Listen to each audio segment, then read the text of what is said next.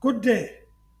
Thank you for joining me for this, the 47th episode of the Frankly Speaking Jamaica podcast. Please remember to like and share the podcast. And if you haven't done so yet, please subscribe. Me fraid, a Warmington. But more on that later in the podcast. Desmond Richards looks at the gun amnesty, and Krystal Cameron is provocative as ever. Let's start with my commentary, frankly speaking.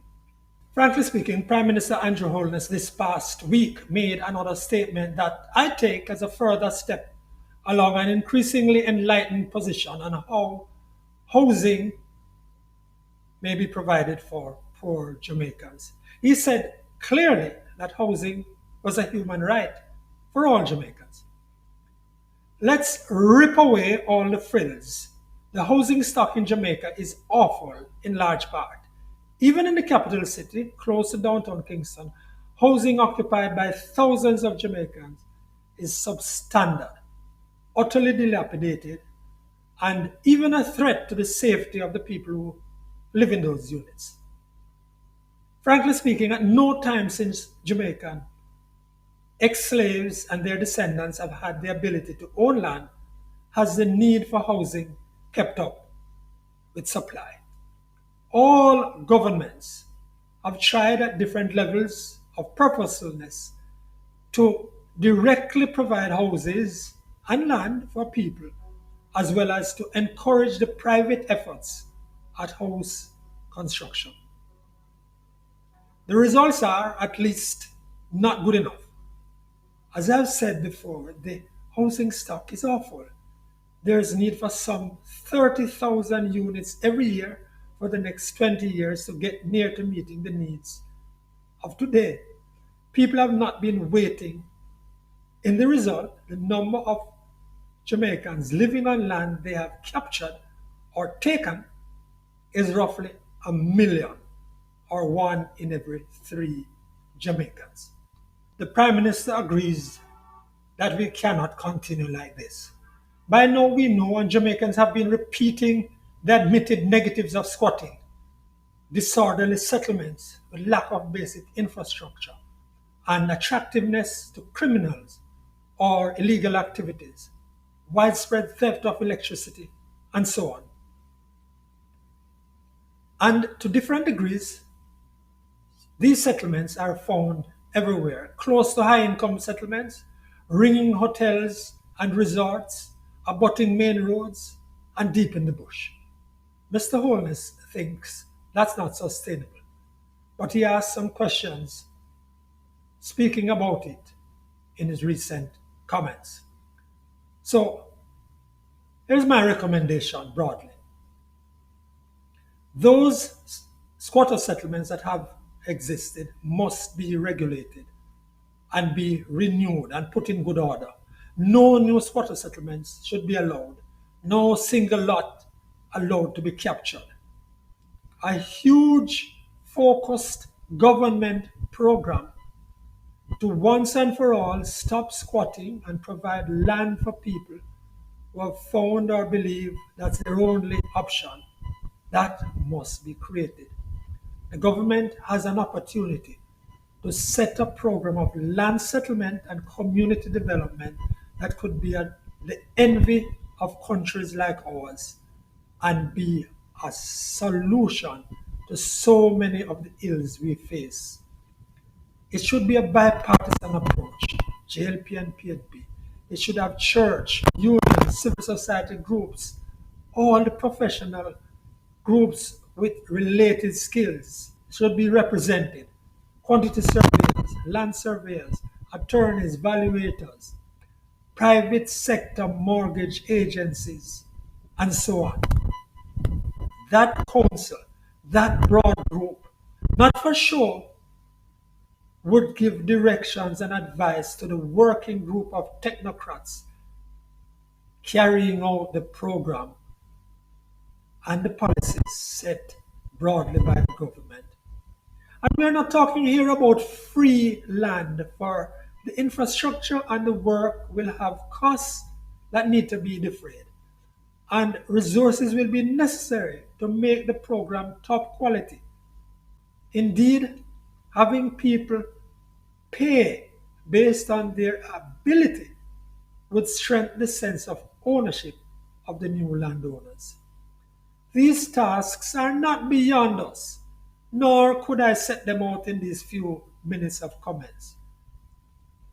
But a program like that should be given clear timelines and numbers by the administration to identify land across all parishes that could be made available to people for proper, orderly settlement.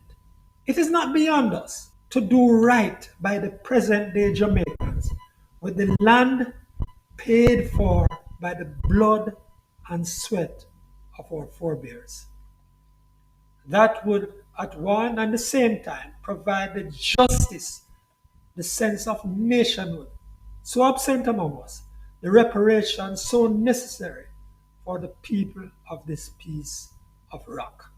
I challenge you to tell me why not, why it couldn't work, why that program could not work. Make your comments on the channel, please.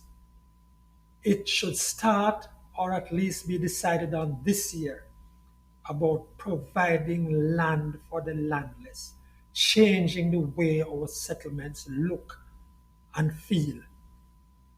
We can do it this year, a start, a decision before August 2023 in this, the 60th year of the nation's independence. Here now is Desmond Richards. Why the amnesty for guns in Jamaica will not work? You know, back in 1973, then Prime Minister, the late Michael Manley, declared an amnesty after winning the 1972 elections. And because he thought that he could appeal to the softer side of the gunmen, the theory at that time, and that same theory is what is in operation right now, was that the gunmen were mostly from loose homes, those who lost opportunities, and if given the right opportunity, they could be brought back into the society as legitimate and hard-working young men. Well, it didn't work because that 21-day amnesty announced by Michael Manley brought in 723 guns. And that was prior to an amnesty declared by the then government in 1967, which brought in 450 guns and just over 1,000 rounds of ammunition. Now, the situation is that we must remember, most of the guns on the road are not owned by the gunmen. They are not owned by them. They are owned by the gun dealers. And those with guns are not prepared to hand over their guns because they can't trust the police for their own security. So, in order to deal with the guns in the country, what must be done is that there must be a more concentrated effort by the police to go after the gun traders, go after those persons with means who are importing guns, go after those persons and bring them to justice. Unless that is done, amnesties will not work.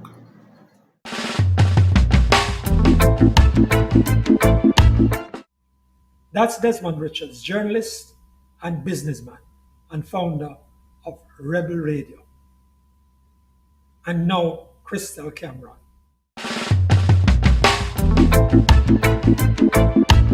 I I'm starting to think white people shouldn't have to share a country or government with people who see their subjugation and possible genocide as justifiable vengeance for past ills, or who see their systems as rigged for oppression, even while other systems produce poverty, corruption, and very little else. Meanwhile, it's clear minorities, except East Asians, will seize on any distraction to avoid constructing rather than deconstructing and destructing the very enviable things that make the white civilization such preferred domiciles, even by those who hate whites. Every ethnicity should be preserved and protected, so every ethnicity should have an ethno-state with the precondition that whites mind their own business and let the others develop or devolve on their own merits. And while we're on politically incorrect subjects, I say no to reparations because I say hell no to cutting off the son's hand for the father's offense, especially when the most loud voices for reparations are never ready to sing the son's praises for the father's heroics. Very little is said of the 59-year British naval blockade of Africa's slave coast, Ghana, Benin, and Togo, who had roaring economies off capturing slaves who were directed mainly into the trans-Saharan slave trade to Arabian Africa and the Middle East. Very little is made of the 17,000 sailors who died in skirmishes and of tropical disease, though that does bring the mind uncomfortably back to the simple fact that it was black Africans capturing and enslaving and terrorizing other black Africans. It was black Africans denuding their regions of manpower, even while it remained a woefully underdeveloped backwater in contrast to Arab, Asian, European, and Mesoamerican civilizations. Why don't people who call for reparations ever mention how those devilish Europeans put their resources into developing treatments for diseases like malaria that had ravaged African populations for millennia? How populations swelled sevenfold with the introduction of industrial European farming, more hygienic and healthy conditions for women and children, modern medicines and expertise, and safer ways to travel to increase earning potential. Go look at photos and accounts from pre-colonial Africa and tell me when you'll be booking your ticket out of white Western civilization so you can escape from Babylon and live by the good old ways. If I'm wrong, then you'll be brave and tell me exactly why in the comment section. I know that our ancestors were stripped of all land and wealth and social position before they ever saw a white man. This is a fact, and I know how many times the Jews have been dispossessed and expelled in the course of their statelessness. I understand why Jews need an ethno-state to ensure their continued existence, so I consider it a lucky stroke that I was born in a land that's considered to be my own. This is Jamaica. Since we didn't conquer or win this land as is historical convention, British men won this land from Spanish men, stateless Africans and their descendants were gifted this land from the British, who continue to subsidize us every year to the tune of billions through the Royal Commonwealth Development Fund. We have natural ports, great agricultural land, fresh water sources, abundant access to fish, natural beauty, bauxite, a well-tested constitution, and a land to call our own in the protective shadow of the humane world hegemon. I don't consider that to be without value. I don't think my life would have been better had I been born in Africa, and to the extent that a debt existed, I think this new land for the descendants of the landless to shape as we see fit more than pays for it. I think the lives, efforts, coercive influence, and enormous resources spent to collapse the North Atlantic slave trade was adequate payment for the debt, and beyond that point, reparations should come tied with repatriation back to Africa. Hand the island back to the Brits and have them liquidated to pay us a giant lump sum. After all, if you're so traumatized by the past, then surely living in the house where so many of the offenses took place is a further indignity to your grandfather's oppression, and taxing people for acts they've not committed, enslaving their labor and productivity to pay for other people's wrongs is a piss-poor view of justice with no justness in it. Do you think Kofi and Kumar would laugh in your face if you demanded what was owing? Why have you been to Miami 5 times and to Togo not once? Why are you planning a trip to Egypt or Ethiopia instead of Ghana, where your Akan ancestors saw the coast of Africa for the last time? Why aren't you giving a young daughter to the shrine to be a Trakoshi or Vudusi sex slave in any of the former slave coast countries to absolve yourself of offense and win the God's blessings for the rest of your clan? Is it because you're repulsed at the very thought of it? Come tell Krystal in the comment section all about how the white man has brainwashed you into his so-called enlightened ideals and turned you against the natural way of living.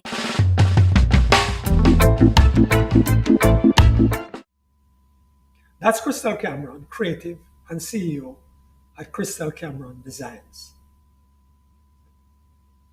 Endgame. Me afraid. No, sir.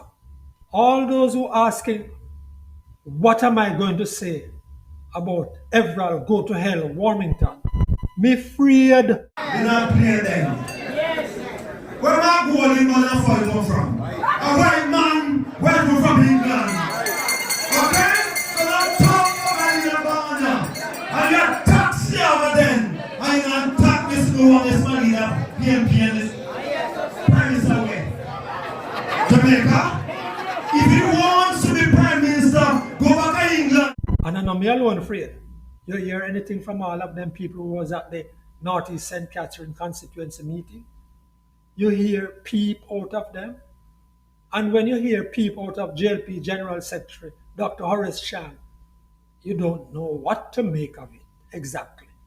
Here is Dr. Chang. He said, "It is an unfortunate comment, but there is no ethnic division in the political arena in Jamaica." Say that again, Dr. Chang. "It is an unfortunate comment, but there is no ethnic division in the political arena in Jamaica." How you mean, why I'm afraid?